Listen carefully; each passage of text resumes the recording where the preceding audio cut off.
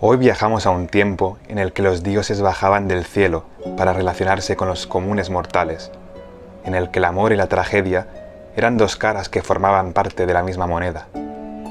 Un mundo de intrigas, erotismo, violencia y héroes. Bienvenidos al mundo de la mitología clásica.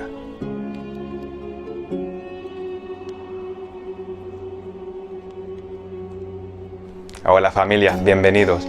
Hoy tocaremos un tema que es de mis favoritos, que es el tema de la mitología clásica.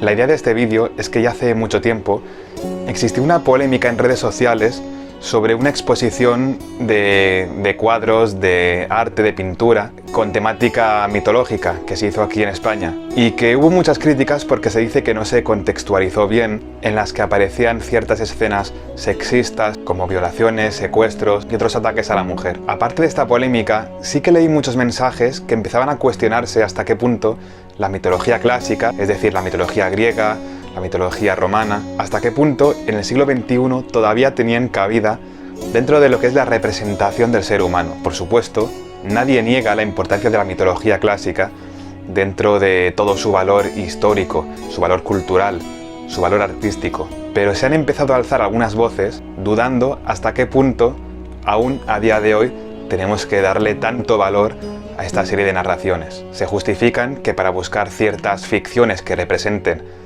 a la naturaleza humana, existen a día de hoy un gran abanico literario, humanístico, artístico, y que quizás toda esa mitología de tradiciones anteriores que están cargadas de violencia machista, haya ya que ir dejándolas un poquito apartadas. Así que vamos a pensar un poco sobre esto. Empezamos hablando de Zeus. Era el dios más poderoso. Conquistaba a todas las mujeres que quería. Tenía mucho atractivo a causa de su fama, su poder inmenso sobrenatural, su larga y frondosa barba. Zeus está incluido en muchas narraciones en la que se desborda la violencia. Un mito muy conocido, por ejemplo, es el mito de Danae. La protagonista era una princesa que vivía encerrada por orden de su padre, el rey de Argos. Pero Zeus reparó en ella y se encaprichó de su persona. Para acceder a su habitáculo, el dios se apareció en forma de una lluvia de oro, y con esta extraña apariencia se dedicó a poseerla, dejándola finalmente embarazada. Fruto de esta unión nacería el héroe Perseo. Os estaréis preguntando cuál es este fantástico libro que tengo entre mis manos. Pues casualmente su autor se llama exactamente igual que yo. Sí, es mío. Es básicamente un poemario. En él se van encontrando distintos poemas que he escrito yo, y cada uno corresponde a un mito de la mitología clásica. He seleccionado aquellos que me interesan más. Pero aparte de ello, también cada mito está explicado para hacer un poco una tarea de divulgación y así dar a conocer alguna de estas narraciones mitológicas. Por ejemplo, el mito que he leído ahora sobre Zeus convertido en lluvia de oro está aquí escrito en forma de poema. Oro que no reluce, sino que reluce tu piel blanca de piel de luna, luna que ya no se ve. La bruma ha invadido el claro de la desidia, el pelo rojo acostado en ascuas mechadas de chispas. Fulgura el sudor de tu frente en minúsculos reflejos de pulsos de luz vibrantes ante infinitos espejos. Ninguna moneda reluce tanto como tu cara, ni quema como tu pelo, ni sabe a tu boca dorada. Aparte del poema y de la explicación del mito, también incluyo una explicación del poema, para que así la gente que no se maneje tan bien con la poesía pueda un poco entender qué es lo que quiero decir y cómo lo quiero decir. Así que ya sabéis, si os interesa un poquito el tema o simplemente queréis apoyarme, adelante. Uno de los tópicos de la mitología clásica son los raptos. Es decir, que un dios se obsesionaba por alguien y lo raptaba. Realmente, más que raptos, se podrían llamar violaciones, porque es lo que son. Uno de los más conocidos es el rapto de Europa. Europa era una princesa, que de hecho el nombre del continente viene precisamente de ella. Estaba recogiendo flores cuando vio a un toro blanco, un toro manso. Ese toro, en realidad, era el propio Zeus. Zeus se había transformado en este animal para así poder secuestrar a la joven princesa. La princesa, al ver a este toro tan manso, tan bonito, decidió subirse encima de él.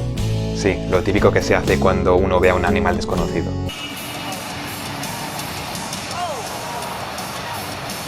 Ovidio, en sus Metamorfosis, explica así este rapto. Se atrevió también la princesa, sin saber a quién montaba, a sentarse sobre el lomo del toro.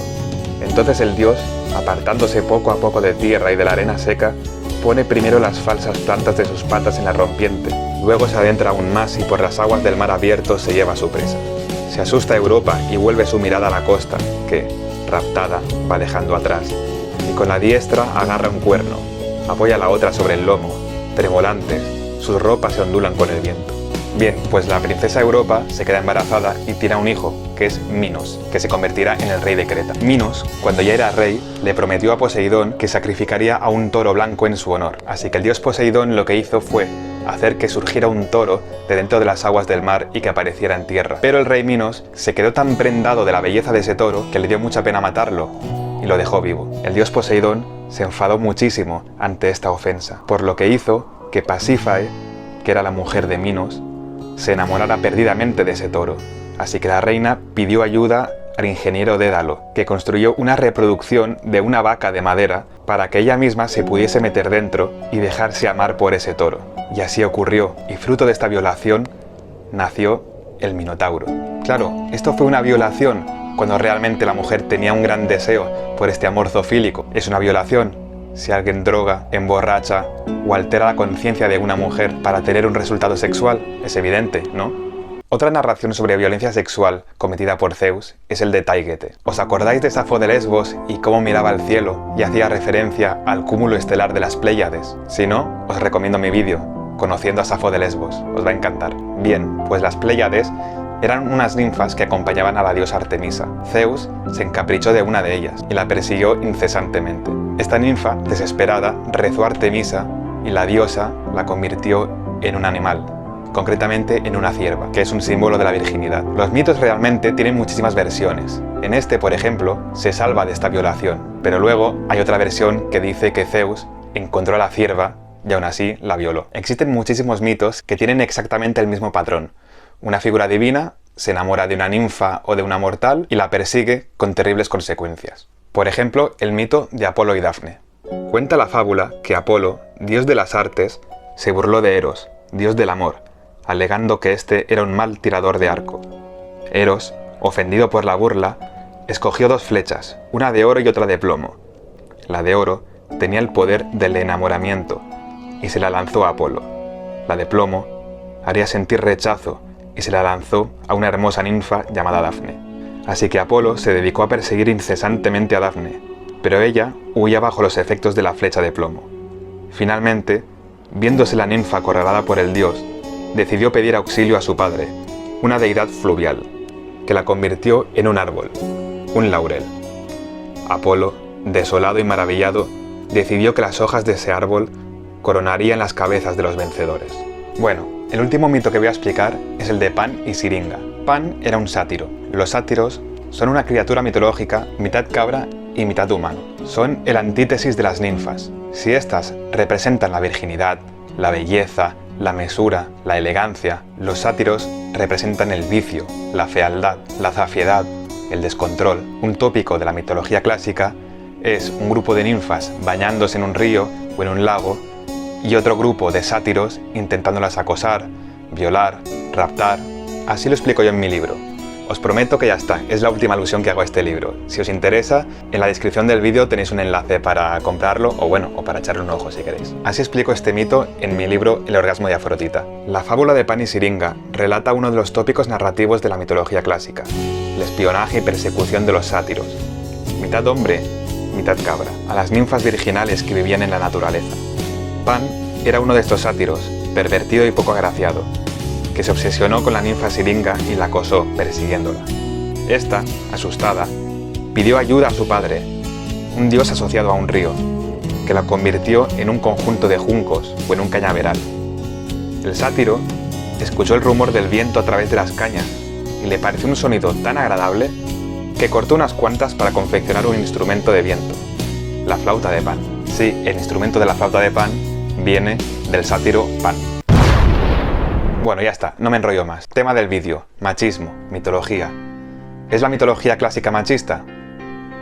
Pues sí, por supuesto. La mitología es un reflejo narrativo del mundo. Es cierto que también es un entretenimiento, pero se encarga de inferir la naturaleza del ser humano, en todo su esplendor épico y bello, pero también en toda su bajeza moral. Todo decorado con personajes prodigiosos, extravagantes, atractivos, aterradores, divinos. Es cierto que es una visión del ser humano vinculado a la antigua Grecia, al poder militar de Esparta, al esplendor social y cultural de Atenas, pero no olvidemos que en esos lugares también había cosas malas. En Esparta, por ejemplo, había un sistema de instrucción militar hacia los niños que era terrorífico, prácticamente una tortura. Los niños estaban sometidos a palizas, pruebas durísimas, una disciplina feroz. En la fantástica y fabulosa Atenas se inventó nada más y nada menos que la democracia. Una democracia, eso sí, un poco discriminatoria, porque las mujeres no podían votar, y tampoco los esclavos. Sí, una democracia en la que había esclavos. Así que los mitos representan aquella Grecia tan fascinante, pero también con toda su crueldad. Los mitos son una representación artística y mágica sobre el ser humano y del mundo que le rodea, y que pueden servir como un mero entretenimiento o asumirlos a través de variadísimas interpretaciones. Cuando Sísifo es castigado por los dioses a empujar una gran roca de forma interminable por la ladera de una montaña, se está tratando el dolor que padecemos por acarrear nuestros problemas. Y, sobre todo, que en muchas ocasiones nuestros actos tienen consecuencias y sus sacrificios. Trata la parte más sufridora del ser humano. La vida puede ser trágica. Y al contrario, cuando Hércules, con mucho esfuerzo, supera las difíciles 12 pruebas, se está hablando sobre los terribles e inasumibles retos que se nos cruzan en nuestra vida y que realmente, si nos enfrentamos a ellos uno a uno, somos capaces de vencer. La vida también puede ser victoriosa. Y cuando los dioses raptan, violan, acosan, no es más que una advertencia al daño que los humanos nos podemos hacer los unos a los otros. Por desgracia, sobre todo, los hombres hacia las mujeres. De forma mitológica y fantástica, se narran las relaciones de poder entre ambos sexos, cómo los hombres se aprovechan de un estatus superior que el propio sistema social les brinda para obtener placer sexual, individualista, egoísta, sin pensar que al otro lado, en su presa cosificada, hay un ser humano que está constituido de algo más que carne y hueso. Encontramos la imperdonable justificación social que se le asume falsamente a los hombres de no poder controlar sus impulsos sexuales. La célebre frase de "en la guerra y en el amor todo vale". ¿Seguro que todo vale? Durante la historia humana, el sexo femenino ha padecido, sufrido y soportado sobre sus hombros una realidad que le relegaba a un segundo plano, criminalizando su empoderamiento y castigando su iniciativa y su talento. Los mitos evidencian cómo el machismo se esfuerza por atomizar las causas colectivas femeninas, buscando enfrentarlas las unas contra las otras y aislándolas hasta la perdición. Pero también señalan que la creación de una comunidad basada en la justicia, la equidad y el apoyo mutuo es más que posible.